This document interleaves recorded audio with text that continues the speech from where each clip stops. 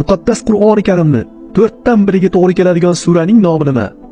Falaq surasi, Ixlos surasi, Kavsar surasi, Kafirun surasi.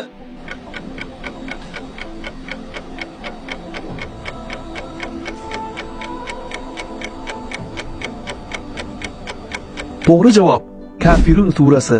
Alloh subhanahu va taologa eng mahbub bo'lgan so'z qaysi so'z? Subhanalloh, alhamdulillah, Allohu akbar, mashaalloh.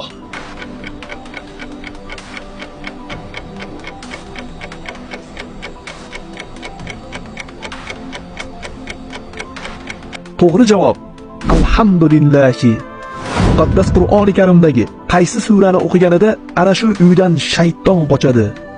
Yasin surasi, Kavsar surasi, Baqara surasi, Mulk surasi.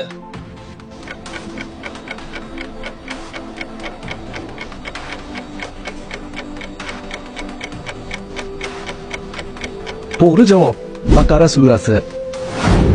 Oysha onamiz roziyallohu anhoga kim bilan zino qildi deb tuhmat qilishgan?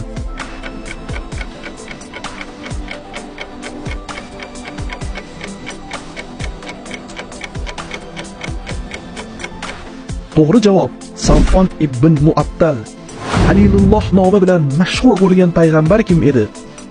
Musa alayhissalom, Odam alayhissalom, Idris alayhissalom, Ibrohim alayhissalom.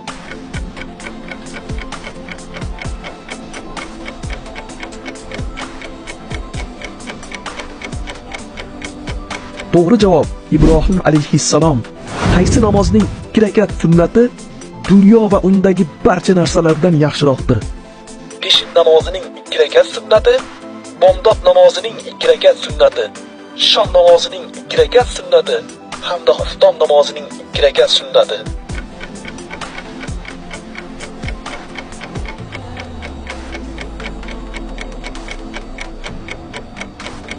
To'g'ri javob bomdod namozining 2 rakat sunnati. Muqaddas Qur'oni Karimdagi Chumoli degan nom olgan suraning nomi nima? Niso surasi, Hud surasi, Naml surasi, Ixlos surasi.